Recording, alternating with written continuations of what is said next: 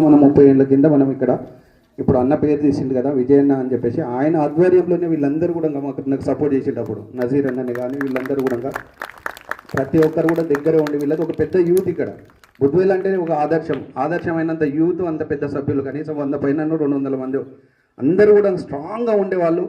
నిజం చెప్పాలంటే వీళ్ళ ఫ్రెండ్షిప్ కూడా ఎంత బాగుంటుండే అంటే వాళ్ళని చూసి మేము ఎన్నోసార్లు అనుకునేవాళ్ళం, అరే ఇంత మంచి ఫ్రెండ్షిప్పా ఇంత మంచి ఇదా అని చెప్పేసి అనుకునేవాళ్ళం. కానీ అది ఇక ఏంది అనేది చెప్పడానికి రాదు ఇప్పుడు. కాకపోతే ఓవరాల్గా మాత్రం అప్పుడు బాగా ఎంకరేజ్ చేశారు, కరాటే క్లాసెస్ పెట్టించారు. అప్పటి నుంచి ఇప్పటిదాకా ఇంతకుముందు హరికిరణ్ మాట్లాడిండు రవి వాళ్ళన్న, ఆయన అప్పుడు ప్రాక్టీస్ చేసిండు 30 years బ్యాక్ 25 years బ్యాక్.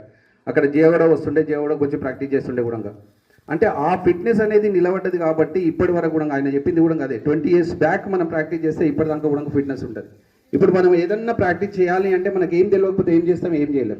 అంటే బేసికలీ ఇక్కడ మీరు వైట్ బెల్ట్ ప్రాక్టీస్ చేసినా, ఎల్లో చేసినా, బ్లాక్ బెల్ట్ చేసినా అని కూడా లైఫ్ లాంగ్ మనకు ఒక ఐడియా ఉండిపోతుంది. అంటే మనకు కరాటేనే కాదు, ప్రాక్టీస్ అనేది ఫిట్నెస్ అనేది ఈ విధంగా నిలబెట్టుకోవచ్చు అనేది ఒక కరాటే ద్వారానే తెలుస్తుంది. మనం ఎలా జిమ్కి పోదామన్నా లేకపోతే ఇంకెవరినైనా మాస్టర్ దగ్గరికి పోదామన్నా అన్నా కూడా నెలకు 10,000 రూపాయలు కట్టాలి, అంటే ఒక పర్సనల్ ట్రైనర్ని పెట్టుకుంటే. కాబట్టి ఒక యాక్టివ్గా మీరు ఇప్పుడు ఈయనగా ప్రాక్టీస్ చేసినట్టుంటే జీవితం మొత్తం కూడా మన ఫిట్నెస్ని ఏ విధంగా నిలబెట్టుకోవచ్చు అంటే మన కరాటేలో ఏంది ప్రతి అణువు ప్రాక్టీస్ అవుతుంది. బాడీలో ఉన్న ప్రతి అణువును మనం ప్రాక్టీస్ చేపిస్తాం. కాబట్టి ఈ ప్రాక్టీస్ చేయడంతో ఇంట్రెస్ట్ తోటి చేస్తే ఎవరే కానీ కూడా మంచి ఫైటర్స్ అవుతారు. ఇందులో కూడా కొంతమంది మంచి ఫైటర్స్ ఉన్నారు చాలా వరకు. ఇంకా బ్లాక్ బెల్ట్కి వెళ్ళే వాళ్ళు ఉన్నారు, వాళ్ళు చాలా ప్రాక్టీస్ చేయాలి ఇంకా. ఎందుకంటే నాకు ఇంకా ఆ ప్రాక్టీస్ అనేది ఇంప్రూవ్మెంట్ ఇంకా కనిపిస్తలేదు, ఇంకా ఇంప్రూవ్ కావాలి. నెక్స్ట్ బ్లాక్ బెల్ట్ ఎగ్జామ్స్ ఉంటాయి.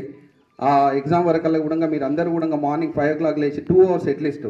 కానీ సంతోషం ఏంటి అంటే ఇంత కూడా చాలామంది ఫోన్లకు అడాక్ట్ అయిపోయి ఇప్పటి వరకు కూడా ప్రాక్టీస్ చేయకుండా ఇంట్లోనే కూర్చుంటారు. మీరు ఎర్లీ మార్నింగ్ లేచి వచ్చి మీరు ప్రాక్టీస్ చేస్తారు, మీకు ఈ రిజల్ట్ అనేది ఇప్పుడు కనిపించకుండా ఫ్యూచర్లో కనిపిస్తుంది. ఎందుకంటే ఒకటి హార్డ్ వర్క్ అనేది చేసేది అలవాటు అయిపోతుంది మీకు. ఇప్పుడు చిన్నతనంలోనే మీకు ఒకటి అలవాటు అయిపోతుంది ఏంటి అంటే కష్టపడాలి అనేది. ఇప్పుడు వాళ్ళు ఇళ్లలో ఉన్నారు, మీతోటి వాళ్ళు ఎంతోమంది మీకు ఫ్రెండ్స్ ఉండే ఉంటారు. వాళ్ళు ఇళ్లలో కూర్చొని ఏం చేస్తున్నారు, ఏం లేదు ఫోన్లు చూస్తున్నారు, టైం వేస్ట్ చేసుకుంటారు.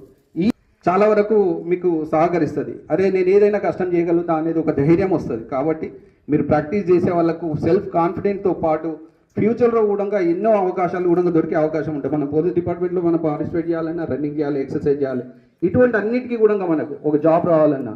ఇప్పుడు సార్ చెప్పింది ఇంతకుముందు శ్రావణ్ సార్, ఇంతకుముందు కనుక ఆ అమ్మాయి డాక్టర్ అయి ఉండి సపోజ్ కొంచెం ప్రాక్టీస్ చేసినా అని కూడా మెంటల్లీ చాలా వరకు స్ట్రాంగ్ ఉంటుండే.